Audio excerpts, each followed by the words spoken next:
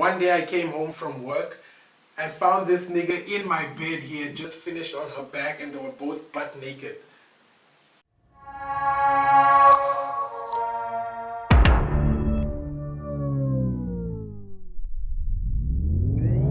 And we're back again with a brand new video. What's poppin', GGI fam? It's your host with the most, Thabani, aka Mr. Slow Wine your girl into labor. Big shout out to you if you're already part of the notification gang. If you're not, find the notification bell somewhere down there and give it a flick so you can join the notification click. Smash that like button, 2020 style if that's something you're into. And with that being said, let's hop right in. Listen.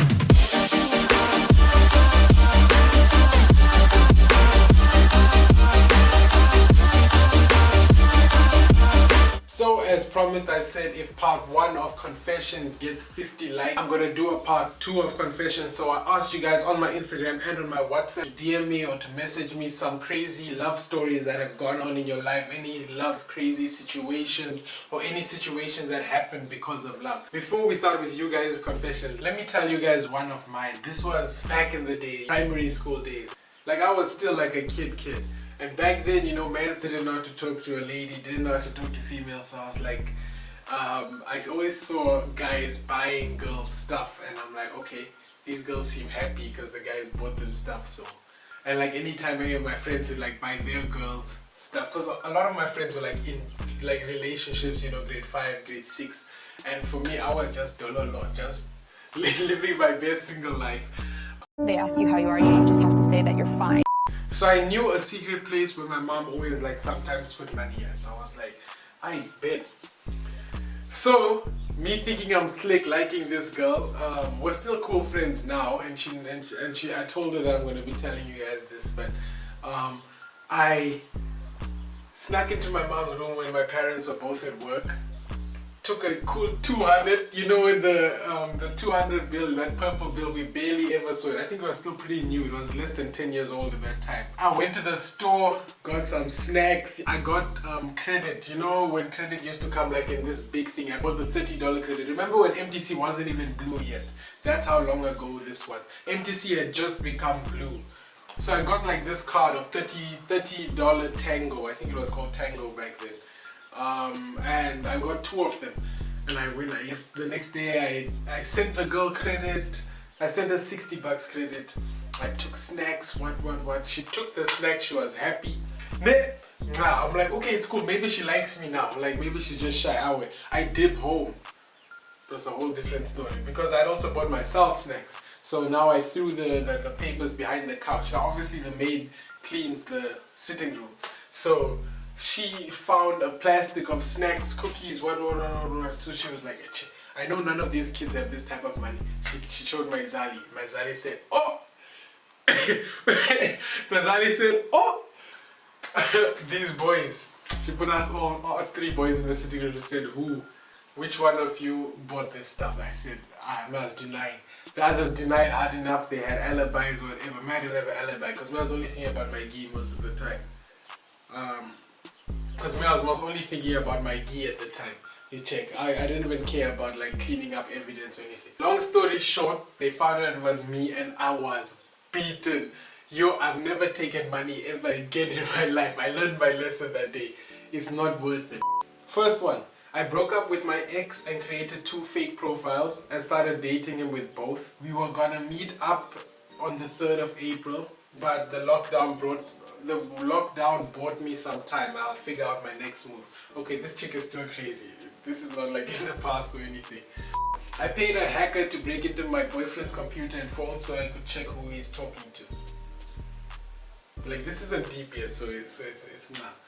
I got with this Instagram baddie and was so happy that I'd do anything for her. She was out of my league and I'd do anything to keep her. See, she once needed her rent to be paid and I just got my salary, so I thought, why not? Long story short, I ended up paying for 6 months of her rent. We were together and bought her a polo, brand new, might I add, which I'm still paying for. And she started demanding money for stuff and would withhold sex if I didn't give her money. And the straw that broke the camel's back is when she wouldn't have sex with me if I didn't help her cousin buy furniture for his new place. It turns out her cousin was actually her boyfriend and I was the side guy, bless her. Hectic. I still have my Polo now, but now I have 2 cars that I'm paying for. Okay, at least you got your car back. Imagine you bought the car in her name and then you would have to still pay for the car. That would have been tragic. I lied to my parents that I was going on a church camp for a week, but actually I went to my boyfriend's house for that week. Problem is, I didn't know my boyfriend is my mom's assistant. She came over to drop some documents and found me there in my robe and bonnet. Wait, what's a bonnet? Hold up, let me search what a bonnet is. It's those thingies chicks wear at night, like on their head. And found me there in my robe and bonnet. I've never been slapped so hard in my life. She also didn't let me come home for 2 weeks and my boyfriend's parents came home so I couldn't stay there. Where did you stay for 2 weeks, yo? I missed my flight for my crush. She wanted to meet up and she still didn't let me hit it. Tragic. That's so sad, honestly. The whole flight missed.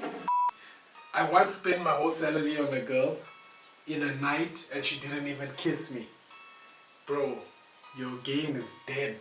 Whole salary. Imagine you work for 30 days, 8 hours per day to come spend it on some piece of ass and then you don't even get that ass. Yo, I thought I was in a long distance relationship with my boyfriend, but my boyfriend had just moved to Windhoek West and was dating my childhood best friend. Yo, in this small Windhoek you didn't know that. How? Funny thing is, she kept telling me about her boyfriend Werner, so I didn't think anything of it until I met her in town with Tangeni, my boyfriend. His name isn't even Tangeni or Werner. We were both side chicks. Yo! Jesus Christ. I got super drunk at a Thrive and called my ex to pick me up. He did, and I decided to sleep over at his place because I was horny and I wanted to get some. So he went to Baines to buy porter before they closed to help sober me up. And his parents came home 2 days early from their trip and found me drunk, only in my underwear, opening the door for them because I thought it was him and I wanted to be sexy boss. Yo, that is now deep. I just wanted to die. No, I just wanted to die, Lord. I had puss written on my forehead. Then she sent some crying emojis. They gave me a whole lecture and gave him a lecture and thought he had drugged me or something, and they forced me to sleep there because they didn't want me to go home in that state. And the mom gave me her pajamas and they were so nice. And yeah, man. Yo, that's deep also. Yo, okay. You guys are really out here. How are you gonna open for his parents? Just boobs everywhere. He's even trying to be sexy, drunk. Yo! My ex-boyfriend convinced me to sell the properties and plot my granddad left me to my name. And he bought himself an Amarok. Yo! And he dumped me. So I set the car on fire. It was even in the newspaper. I don't regret it at all. Yes. This chick is crazy. That's some crazy shit. Why not get a lawyer and get your car? I used to live in Okahanja and my ex-girlfriend lives in Windhoek. Her cousin lives in Okahanja too and needed transport to Windhoek, so I offered to take him. Now, after we moved in together, she asked me if he could come live with us for a couple of weeks while he looks for a place in Windhoek. Now our apartment isn't big. We only have 1 bedroom, so I said he must sleep in the sitting room. She said nah, that he must come and sleep in our bed because he has a back injury and he had an accident and now he has a back injury. So I understood and said cool. She now said that it's weird if 2 guys sleep in the same bed and that I should rather sleep on the couch, and since it's her family it won't matter if they sleep on the same bed. And it made sense kind of, and I did it. One day, about 2 weeks later, I walk into the room to find my shoes to prepare for the next day, which I needed for a presentation I had, and I walked in on them smashing. Yo, I was so confused. He then tells me to get the fuck out of their room. What? And He then comes and shouts at me that his girlfriend is being kind by letting me sleep on the couch and I should not just walk into their room and I should knock first. Yo.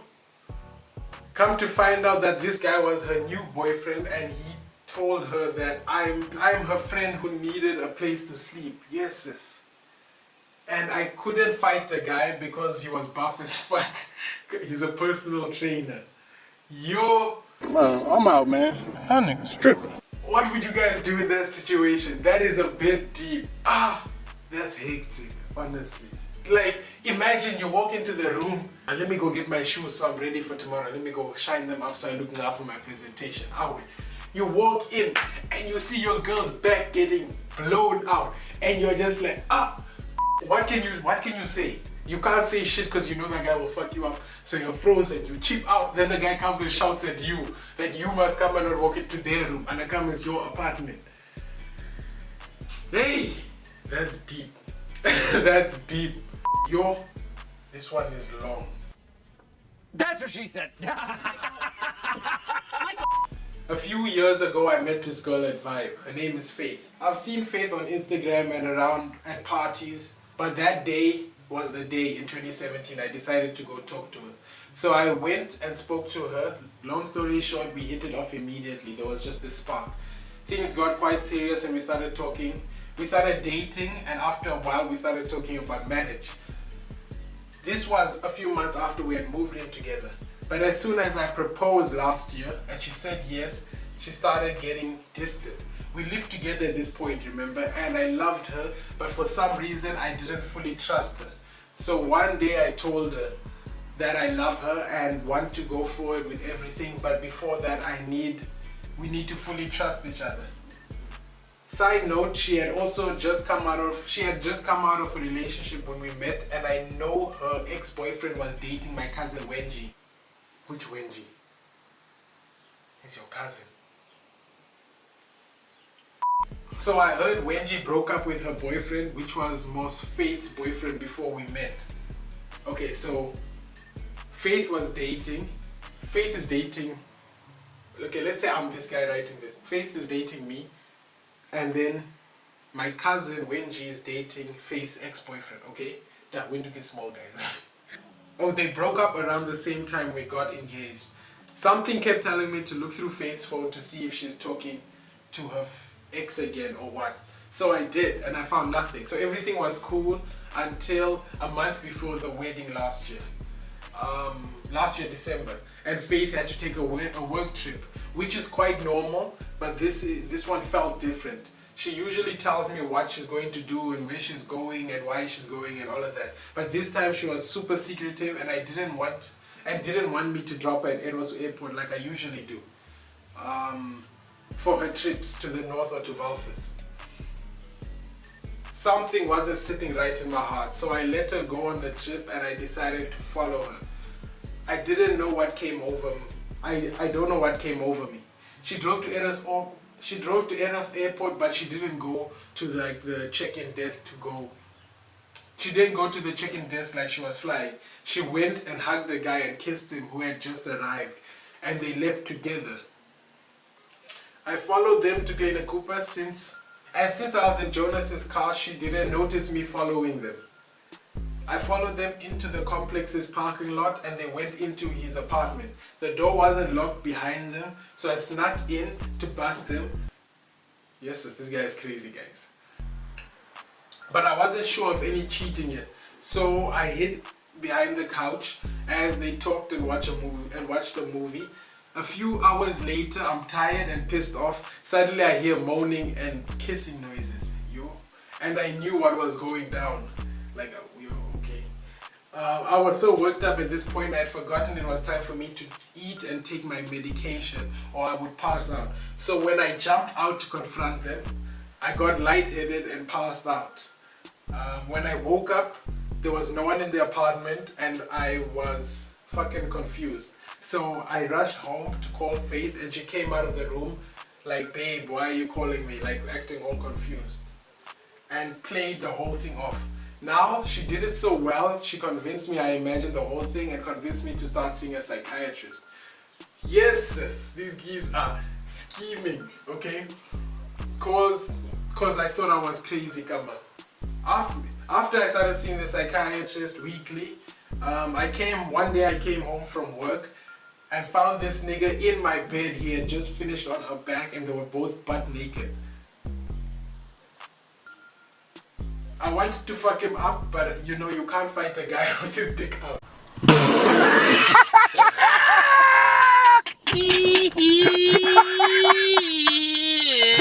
Okay, I understand that. So I puss clapped him, told Faith to pack her shit and leave. This nigga also ran out like a bitch. Now I'm single and thank God I dodged that bullet.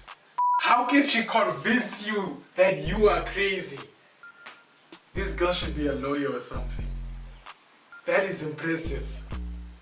What? Guys, I'm even just trying to imagine. You know, I imagine him jumping out from the couch and he's like, ah! And then like passes out completely. And then he wakes up and he's like, what the fuck is going on? And where did the guy go now? Did he just leave his apartment? He was like, nah, if this shit, I'm gonna leave this guy here, let him wake up. It was probably a scheme she came up with, because that sounds like something a chick would come up with. So I hope you guys enjoyed that video. If you did, don't forget to hit that like button. You know, 2020 style, if that's something you're into. Give that notification bell a flick so you can join the notification click. And with that being said, I'll see you guys on the flip side.